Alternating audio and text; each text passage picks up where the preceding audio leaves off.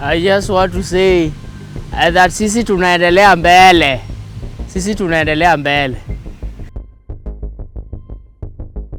My real name is Bronik Odhiambo. I come from Kisumu County. I partially lived in Migori County because my father was working there as a welder, and it was quite unfortunate. When I was 3 years old, he passed away, and I was raised by a mother. That's my mom. So reaching class 7, my mother is a very harsh and quarrelsome, let me say it that way. So I had to leave home because the condition was unbearable for me. I couldn't stand the pressure. I couldn't stand everything that I was undergoing. I used to, a situation where you see your mother and you run away from your mother. To me, it was not normal. And because my mother was someone who was ruthless, okay, she loved her so much, but he was someone who could not control his emotions. Yeah, when she's angry, she can say anything and she can also do anything. Yeah, so I had to leave home for the streets. I came to Kisumu as a street boy. The first time I'm coming to Kisumu, I came to Kisumu as a street boy. Stayed in the streets for almost an year. I was taken out of the street by some well-wishers who took me to an orphanage in Nyalenda, where I stayed there in Nyalenda for quite a period of time. Then I decided to disclose my identity because back there I lied. I was from Mombasa, and I had to say the truth. They called my mother, and I was picked from the orphanage, and I went to stay with a well-wisher because I said I could not stay with my mother again, and that's where I found myself in Kisumu. So I was taken back to school. That is Koteti Primary School. It's in somewhere in Otonglo, Kisumu West. I went back to school. I was taken back to class 7. Remember, Mark, you back in Migori Primary School, I used to fail. I used not to perform because most of the time, the bush was my home. Dirty food was my food, and I used to struggle so much back in Migori. So I used not to score. I loved school. I could do my homework in the bush, so I was not performing. Yeah, so getting a new home in Kisumu, by the time I was away from home, there was someone who was helping my mother in prayers, because to my mother I was being possessed. He used to have that kind of vacuous narrative that I'm possessed or something, because it is not normal for a kid age of 8 to 10 running away from home, not eating, because food was there. My mother is a very hardworking person, and everything was there, but because of the pressure, the beatings, it was unbearable. So finding a new home gave me that. The environment was quite hospitable, so I used to stay there. I went back to class 7. I now started performing. That's where I identify my academic capability of scoring some good marks. So yeah, I did my class 8, scored very highly. I scored 358 marks. Yeah, so went in high school. Staying back there was a bit good. It was nice, but it was a bit rough also, because people who are staying with, they have the expectation. You as the only son in the family, you also have your visions and what you want to do with your life. So I can't say they were really I was suffering. I wasn't suffering at all. By that time I had that mentality because I was young and I couldn't reason as a big person. But wahenga wanasema kwamba don't expect people who are not your parents to treat you the same way your parents are treating you. But they were treating me better than my mother, if I could compare. So I went back in high school. I did my high school was good. I went to Oburu Boys High School, where now there was a freedom now, because the only freedom was moving out of the gate, but you had your own freedom, how you could run your things independently. Venye hii skari utaiskuma, it's up to you, everything. And the teachers there were so loving, they were so caring, they were more than a parent, if I could say. Yeah, so starting my comedy journey, back in Migori, I used to be a rapper. I used to be a rapper at that tender age. You grew up in a family of how many? 4. 4. And you're the first one, the last one? I'm the third born. The third one. Yeah. So how was life growing up without a father figure? Yeah, growing out without it was quite difficult. Okay. Yeah, so it was quite, because we lived in a plot where everyone has their own father. So when everyone was running to their father, we didn't have anybody to run and call dad. Yeah, because my mother, my father left her when he was still very young, and he never remarried. It was quite difficult. There are some privileges we couldn't get. Yeah, it is something that I never wish my children as a person to go through the same what I've gone through. Let's talk about your comedy journey. When did you realize that you can make people laugh? Back in primary school, no one could defeat me in Mchongwan. Okay, but I think I took comedy from my mother's side. She's also funny. My mother, she's funny. In a plot where we used to live back then, no woman there stood up to exchange word with my mother, because he was a current, creative, fun individual and could make fun of you until you lose yourself. That took me back to my grandfather from my mother's side. That is Mr. Aduol. He used to work with Kenya Railway, but died poor. Let me say that. He was also funny. The man was funny. He was very funny. So I think I took after him. Hii comedy yenu ni iko kwa damu. Iko kwa damu, ni ya familia. That man was very funny. So I think I took after him. So back in primary school, we could do mchongo. No, I never focused on comedy or I could make people laugh. No, not really. I was really focused on music, because by that time I wanted to be a musician like bad.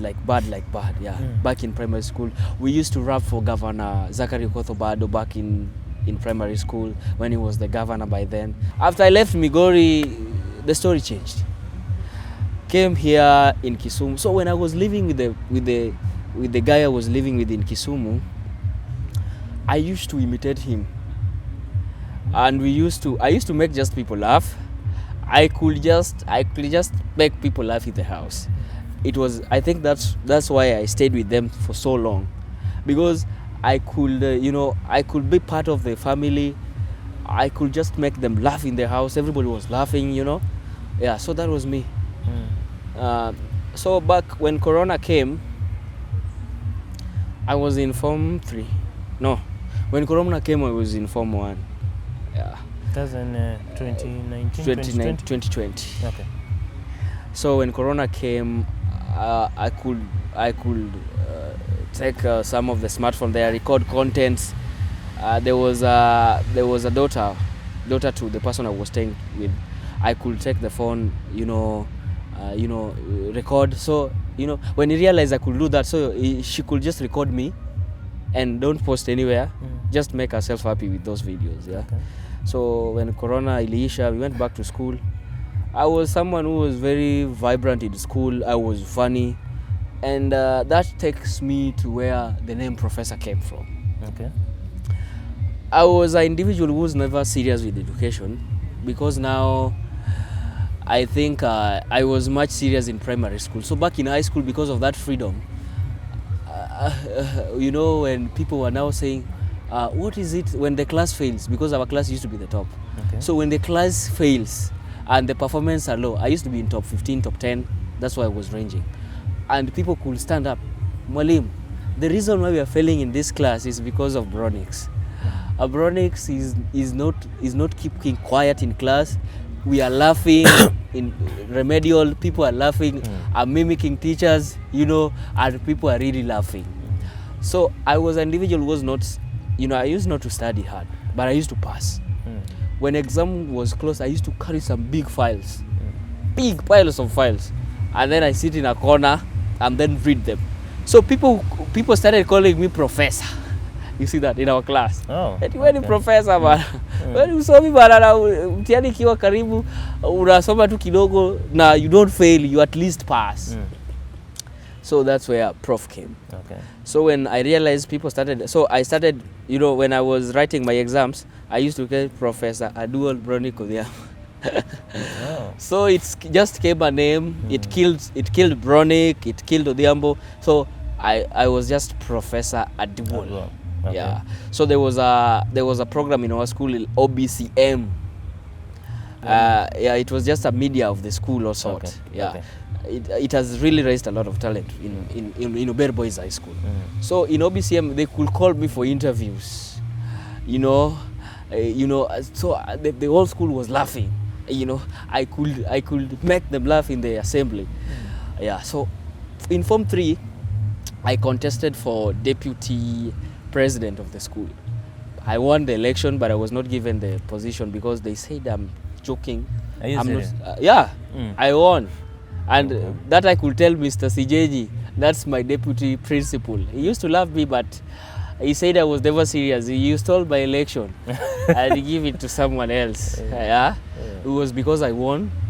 Because in speech, I was good at speech and I could convince you. I was the Plo Lumumba, the PO of the school back then. I could advise people, but not, yeah. Okay.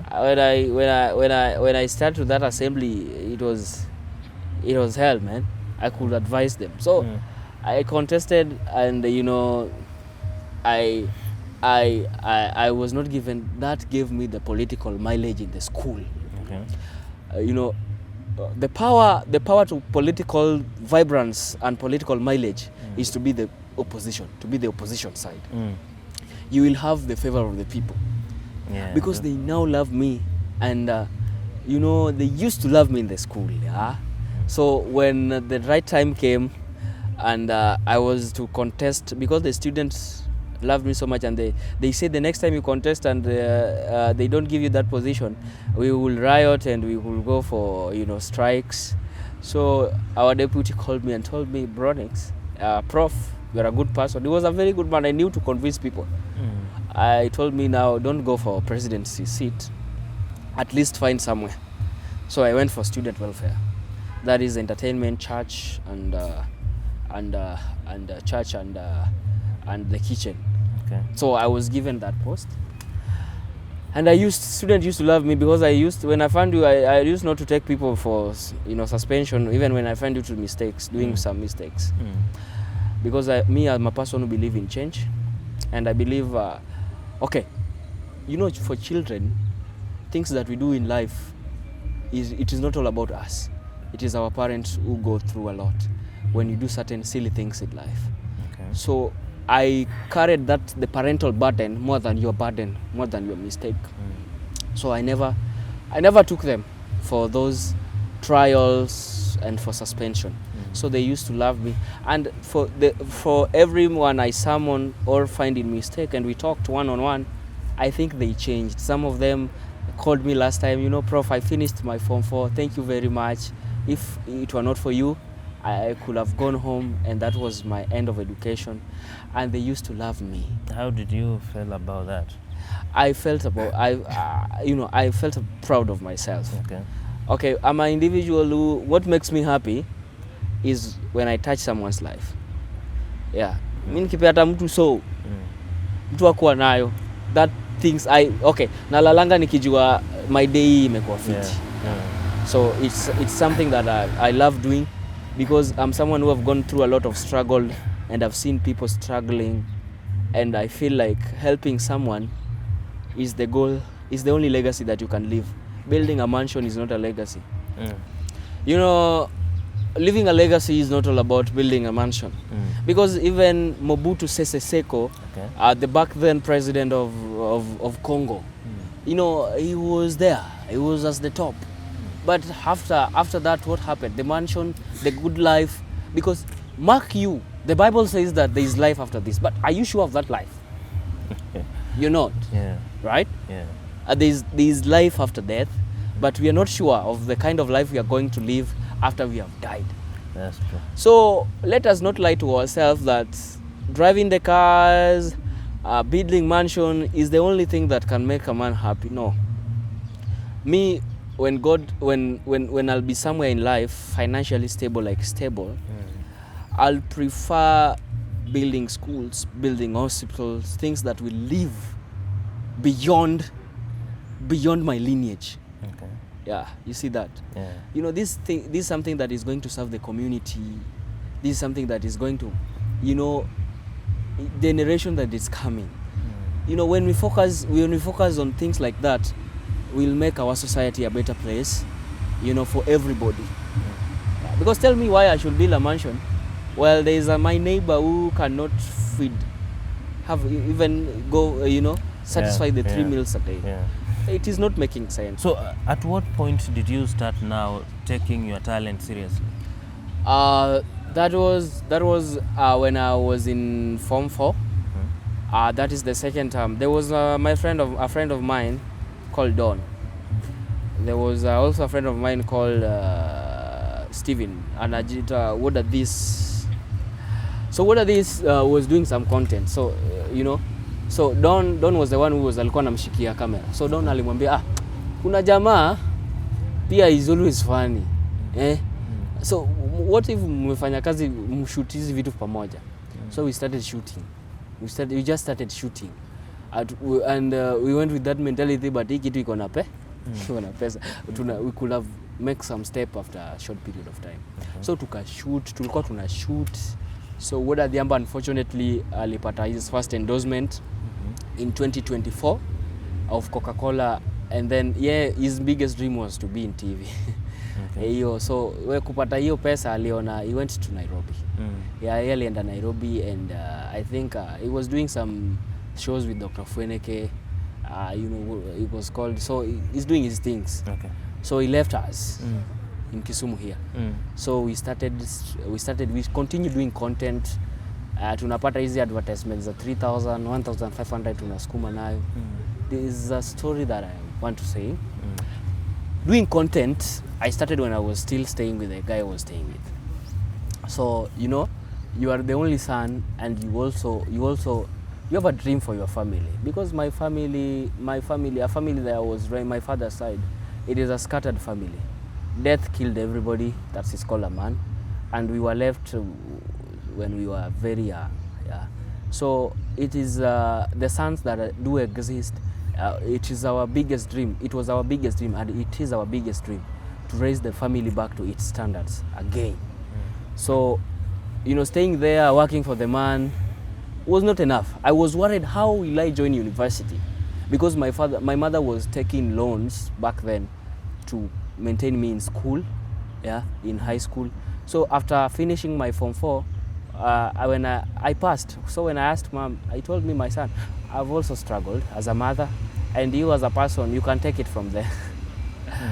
So it really worried me, and because I really wanted to join university. So I was saving. The time I was joining campus, I only had 10,000 shillings. And I was encouraged by my cousin. We went, registered, and I had to live in the hostels. For Jaramogi, hostels is not like another hostel. They're miserable, man. They are not like KU hostels. We call them Runda, man. Lakini, they are very filthy, if I may say. So, by that time I had a name. The Professor Aduol was big in this region, man. I was in that line registering, man, and myself hapa na pale. So staying in the hostel was part of my depressional journey, man. Because people who stay in the hostel wanachukuliwanga ni watu wako chini, man, back in the university. Watu wajiwezi. So uko pale kwa hostel, manze, kuingia hostel yetu unaingia main road, there's that footbridge. So unaenda na watu wameku, hi prof, I love your content. So yote mnaenda hostel. So unajipata umepita hostel. Ndio urudi saa giza, utarudi saa zingine uingie. So it was hell. Eating in the mess as a celebrity ilikuwa ngumu, man. So talking about that type of lifestyle, kuna tu maceleb wengi wenye wana struggle na life, living a fake life. What's your take on that? Our fans are our ladders and the same fans are our downfall. They take us up. They're the same people who are taking us down, man. Because you know, okay. For me, I'm comfortable with that kind of hostel life and all sort of that. Niko sawa, but my fan expect me to be living a certain kind of level in life. Yeah, you'll come there, start booing you. Bro, unaishi hapa? Uko chini, bro. You see that? So they are kind of demoralizing factors. Yeah, and if our fans can stop that, people, then celebrity wanaweza kuwa tuna maisha yao fit. But I feel like celebrity ndio huwa wanapandisha level yenye hawako. It is not, man. Bro, it is you guys, our fans, are the ones wana expect tuishi kwa hiyo life. Sio sisi. Okay. Sio celebrity. Yeah. Anyway, of course, before you started imitating Oburu Odinga, you were doing something before. Yeah. What were you doing, and when did you realize that you had Oburu's voice? So I used to do Raila's father, but in our local dialect, because I was studying at Jaramogi. Okay. So we could just go at Kangoka Jaramogi, do some content, taking people back how Jaramogi used to behave with his children. That is Raila and Oburu and Odhiambo, you see. So when Raila died, there was a content I did that week Raila was dying. Some rumors was spreading that Raila was dead. Yeah. And people like Mama Hida came through and said, you know, it's a lie. So I did a content saying that Raila is okay. Vava kusawa. Yeah. You can see I'm strong. I'm still strong. And if you think I'm not strong, I'm still strong. So I did that content. So nikai post leo. Alafu kesho Raila passed away. Alikufa. Okay. So it was a downfall to us. I couldn't do content anymore. I think I stopped my content for a week. So after hiyo mazishi and all sorts, that traffic ilisha Kango. Us with my team, we went, because by that time the university was closed, so I was in Kisumu. So we went to Kango Jaramogi to you know, do the last respect, take some pictures. So on our way coming back, I started saying, I started imitating Oburu. Go well, my brother. Go well, my confidant. Go well, my friend. So okay, there was my colleague in comedy. Bro, usikia unafanya hiyo kitu fiti, man. So roll. So we pige kama content. Wewe bana kwenda bwana. Because by that time I was doing a very good content, but in our local dialect, rhyme. I could take politicians' name, you know, draw some paragraph which makes sense creatively. So nikapuuza. So there was a time, the next day we were shooting. So it was part of behind the scene. I just took a phone and record, go well, my brother, go well, my confidant. I just narrated everything that Oburu said when he was paying last respect to the brother. Yeah. So before I was editing, so I decided just to post it on TikTok. Just post that behind the scene. My brother, it was the biggest trend, man. Waking up in the morning, kuangalia yo video, it had went viral. And those blogging channels were made post. So it was the biggest thing, man. So nikasema hapa ni kama there is something here. There is something. But I never knew it until a blog, to be honest. Okay. I was just being for the sake. Because by that time nilipata nishafanya content almost 5 years with no fruits. Reasonable fruit, that fame na struggles. Yeah. So I kept on doing it. You know? Nilifanya it started getting views, like nearly for the first time. Okay, hiyo ndio content nilipata over 4 million views on my TikTok account. So it was the biggest thing. You know, so I started recording. So by that time, even the son called me Jaoko. He told me, when you're doing a good job, so that gave me morale. Yeah? Oh, Oburu's son. Oburu's son. Okay. He called me. He said, "Bwana, you are doing a good thing." You know, big celebrities started approaching. You know, they want side kind of collaboration. People like Choke, you know, call. You know, I want us to do Lenny Vibe. So it was the biggest thing. So I didn't see it as a big deal because okay, I went viral. Yeah. It's not the first time I was going viral. So I was used to it, so itakuja na itapita tu kama zingine. So I started doing it. So there was a time, even Oga Obina, for the first time, man, Oga Obina DM, man, and told me it's a good. He gave me some ideas. By the way, Obina is a good person. He used to give me ideas, man. Do this, man. They fanya hivi. So even Gabiro, my friend, he used to tell me, but hii iko sawa, because we used to do content with Gabiro. So there was a time there was a summit coming into our school. So they were looking for the content creator who could do that. Mwenye alikuwa anaweza fanya advert.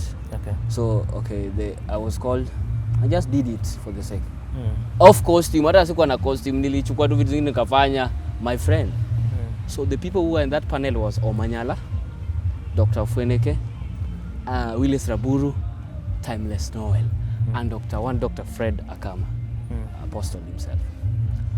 Bro, so when I did that content and the coordinator alitumiwa, he really loved the content. And the person who was responsible for the summit said, bro, I want to meet this guy. You see that? So Dr. Fweneke posted it on its Instagram account for the first time and collaborated. The first time ilipiga mita before hata 24 hours ifike. 1 million views on Instagram. You know what it takes for a million views on Instagram. So they came and say, unajua pia mimi nikiwa off script niko tu hapo kando yao na hata wajui ni mimi. So there was a guy who told me, who the party leader, but they were happy. So Dr. Fred Akama Fweneke said that I go for an interview at his show. So for me, that was the beginning of the fame. That was the beginning of my fame. So you've done so well in imitating Oburu, and now you are the talk of town. E-content, of course, eventually, as much as you're doing for fun, but at the end of the day, you also want to get something. Imeanza kujipa? What I can say, imeanza kujipa kidogo, but not to that level that, I can say, saisi siwezi lala njaa. I used to go without food, man. But saisi siwezi lala njaa. At least I can feed my family. At least I can feed. I can pay. My mother focuses on me so much when it comes to education. So my sister had to drop out of school. So when I started getting some little cash from this, I took the first step, the first endorsement nilipata. I took my sister back to school. Okay. That means ukonaka kitu. So of course you were doing something else before, but now when you started doing Oburu na ikago fiti, so you had to change everything including the outfit. Hii outfit yako kwanza ulitoa wapi? Hii longi nani nilianza nayo comedy. Hii longi nilipewa na the guy tulianza nayo comedy, anaitwa What Are This. Hii shati siku unajua itakuwa part of my costume, but ilikuwa tu one of my shirts. Hii shati nilipewa na my cousin Cherry. There was a time tulienda Ushago na alikuwa tu na his old clothes, so alinipeanga hii shati. Hii koti hii koti nilipewa is my friend, ni rafiki yangu, babake ni bishop. So alinipenga hii koti ya budake. Jika budake alijua tulichukua koti yake. So you do so well by the in terms of imitating Oburu. How long does it take to practice just to make sure that you get the best out of it? Bro, man, sijuangi hadi. I don't practice, bro. Mi hata unipamushe tu saa hii ongea kama nitaongea. My friend, I don't need to practice. Ni kitu ina. I just want to tell you, I don't need to practice. I don't need to practice. It is something that I was born and naifanya vizuri. I just do it very cool. I just do it very well. Okay. So recently I saw you met Oburu Odinga. How was the feeling? It was mzee alishtuka, hiyo ni mzee alishtuka. Okay, sidhani kama naonanga hizi content. Hata kama mtu ashamuonyesha, mzee anasahau, lakini alishtuka man. Unajua nimeingia pale kaza just akashangaa ni nani, ni mimi. But to me it was a big move. Okay. See hata in terms of pesa, because okay, in terms of cash there was nothing I was given by then. That we can say because hata walikuwa na haraka, tumeingia kwa ofisi tumepiga washatoka. So hakuwa na hiyo time yangu. To me it was to tell the corporate world that the one, unajua corporate world fears that, you know, maybe the one you are imitating is not happy with what you're doing. So to tell the corporate world that hiki tunafanya mzee amefurahia na ako sawa naye. Talking about the corporate world, have you started attracting brands? Sure. Yeah. Okay, my first biggest brand sahi nafanya nayo kazi ni Safaricom. Okay. Yeah. There is what we call Capture the Good challenge. Yeah. We Okay. are working on it. So anytime wase wanakuona venye umedress hivi, wase wanaona Oburu. And Oburu of course hatakuwa kwa politics for long. But what I know, or what I'm sure of, or what I've experienced, many people love me so much. I think they love me more than Oburu himself. People love me very much.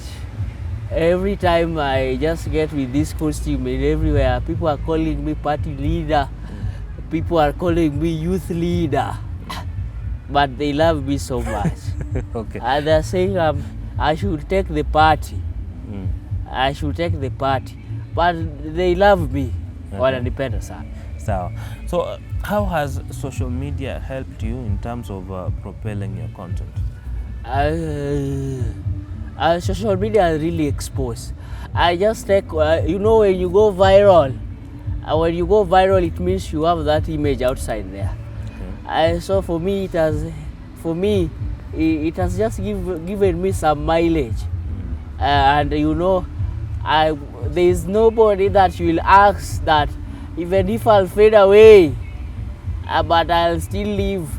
When you ask that, you know, that boy used to imitate Oburu, they say I know him. Okay. I know him. So to me that's it's the biggest thing. So my only work is to make myself relevant. It's just to make myself relevant. But not only with this youth leader content, but also some other entertaining content. Okay. Yes. So thank you so much, youth leader. Asante sana, I'm so much happy. Okay. I just want to say I'm much strong, na tunaendelea mbele. Tunaendelea mlembe. Na tuko chude. Ngumi. I just ni mbaya